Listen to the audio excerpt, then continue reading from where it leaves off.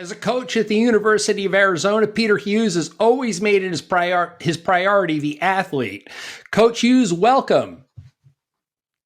Thanks for having me, Bob. Appreciate to be here. Hey, Pete, I got to tell you that it's amazing. I watched the path that many people have taken in their studies and in their coaching, but I got to tell you, you've been here, there, and everywhere. How did this whole circumventing the globe thing happen? Yeah, it's kind of funny. I went from a coach to an athlete and then back to a coach. Usually it doesn't work that way, but I was born with a disability called arthrogryposis. I can't bend my hips, knees, or ankles, and I fell in love with from a real young age with football. Football was my life, and when I went to San Diego State, I studied physical education, wanted to be a coach, started coaching football. Um, had heard about wheelchair basketball, but never played it. Um, and then I was successful as a coach. I was a little cocky as a coach, and I wasn't getting the head coaching jobs that I thought I should get at a young age. And so I said, I'm going to get my master's degree. I thought it was because I didn't play sports and I was getting, some form of discrimination because I didn't play the sport and I was disabled. So I said, I'll get my master's degree in sports psychology. And I always wanted to live in a foreign country. So I chose Australia, which is about as foreign as you can get with still speaking English. And went over there, got my master's degree in sports psychology. And while there, I had to become the mental skills coach of the wheelchair rugby team. The coach owned a wheelchair company, made me my first basketball chair, and I fell in love with adaptive sport and para sports and was around the top level athletes in Australia. And when I came back, it kind of pulled me away from football. I still coached football in college and was still coaching when I got back, but started getting more and more competitive and playing some wheelchair basketball. And, anything I get my hands on, had a blast doing that. Played for a couple years here at the University of Arizona. Then there was a coaching position open. My wife and I were having our family, so it was time to start working again. That's kind of how I got back into coaching. I found it pretty humorous, Pete. You were just talking about, your congenital issue. And while I was doing some reading about you, I saw that you got nicknamed Stand Up Pete because people were sort of claiming that your straight leg issue was assisting you, I guess, in sport to a degree. It was pretty humorous. Yeah, it's great. Everywhere I went in when I played internationally, I played in the island of Cyprus and in Mexico, and everywhere there was little mumblings, and then the translators would always say, "They say you're cheating. They say you're standing up," because my legs are fully extended. And then a lot of people would say, "Hey, I want to sit like that," and I let them jump in my chair, and after about 30 seconds, they're like, "No, I don't want to sit like this anymore." So it's kind of funny. So, hey, let's go back a little bit to Australia. So you're the mental skills coach. I assume that has to do a lot with the psychology of keeping the athlete in check and helping them to maybe get to a place where they're more comfortable in their head so that their bodies react the same way. Talk a little bit about that. That must have been one of your first jobs in adaptive sports. So talk a little bit about that and how you were successful there. It was one of my first jobs, and one of the ideas is that you can't physically train your body all the time. So what are you doing on the off time? Are you using imagery? Are you working on an ideal performance state? Like, are you keeping a diary of what works for you and what doesn't work for you? Like, where's your best performance? How do I replicate that? How do I improve on that? What do I do when I'm stuck in an airport waiting for my next flight, my next competition? How do I calm myself? How do I recognize my mistakes, release the anger from my mistakes, and refocus on what's important because we can't go back in time? Those are the kind of things that I focused on with the wheelchair rugby and wheelchair basketball team in Australia. I'm not allowed to call myself a sports psychologist because I don't have a psychology degree. But you can call yourself a mental skills coach or a sports enhancement coach. My degree is a master's degree in education with emphasis on sport and exercise psychology. So that those kind of things were a lot of fun to do. And my coaching experience as a person with a disability in football, and I never was able to actually demonstrate. I had to come from a more cerebral side of the sport. So I thought, well, this is the best way of me doing this. Like if I improve my game on sports psychology, then I can relate better with the athletes that I'm coaching.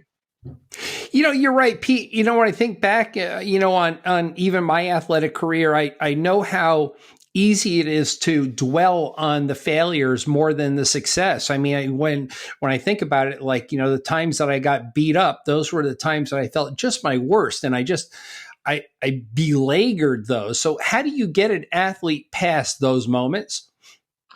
Yeah, you just have to. I think it's like really repetition on realizing that although we strive for perfection, we never will reach it, and everybody makes mistakes. And the question is, will the mistakes make you stronger and better in the future, or will they make you weaker in the future? And that you can control a little bit because it's your attitude on how you are going to attack that. You can't, if you dwell in the past, you stay in the past. You stay seconds behind where you need to be. Whereas in the sporting world, you have to be in the now at all times. You have to be in the now. And you can look to the future, but you still need to be working. Like, don't waste this minute. That minute's gone. This minute's important. And you have to, as a coach, I think you have to continuously say that mistakes are happening. And then of course, as a coach, you cannot harbor on their mistakes. You can say, hey, you did this good, we need to fix this, but we'll get there, and let's move forward, right? You got to brush stuff off. Speaking of moving forward, Pete, let's focus a little bit on the University of Arizona because, like I said, you've had a crazy path. You've been here, there, and everywhere, but you land at the University of Arizona, and this is a really quality program. Now you're involved with some very high level athletes, some people who are ready to go to the Paralympics. This must have been a whole new adventure for you at this point.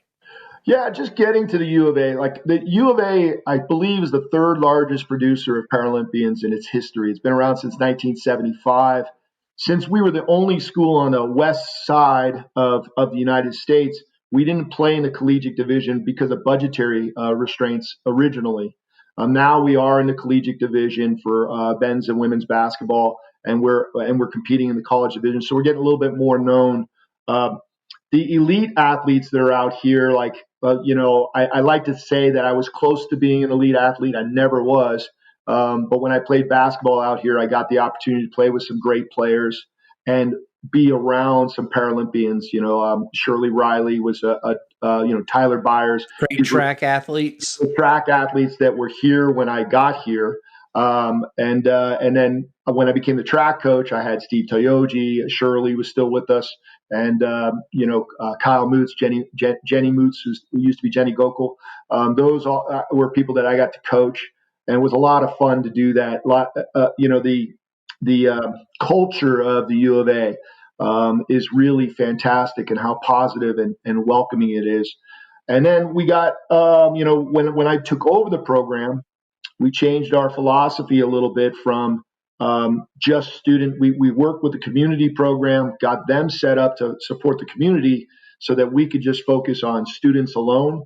And we have like the largest program in the United States with 9 different sports that we offer support with. And, I think we have 45 student athletes right now. All of them are on some form of scholarship.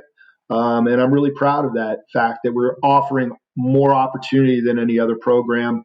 And I'm hoping that other schools adopt that philosophy. Like, oh, somebody shows up that wants to do bocce ball.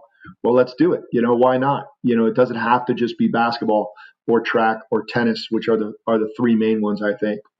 Hey, no doubt, Pete, the duality of having athletics and the academic side, those two things blend together and work together very well. Focusing on the University of Arizona, you guys have turned out some really unbelievable wheelchair rugby players. I mean, when you think about it, 4 of, I think, the squad of 12 that went to the 2020 games came or went through your program. What do you attribute that success to? Well, first of all, it's the only program in the United States where you can get an education and play wheelchair rugby, right? So I think that attracts people because the student athletes can come out here and they don't have to worry about fundraising when they're here. They can focus on their schooling and training. They have a coach that's with them 5 days a week. They have We have an adaptive gym they have access to. They have courts and open time that they can train in. Tucson's environmentally favorable for outdoor training as well.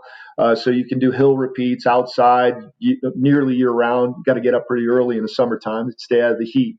But you can do all of that. So yeah, we have 4 active members on Team USA that are on our team. We just won the back-to-back last national championships in wheelchair rugby. I'm actually coaching the team because we don't have we're looking for a coach. And it's a lot of fun to be around these guys. They're a real tight unit.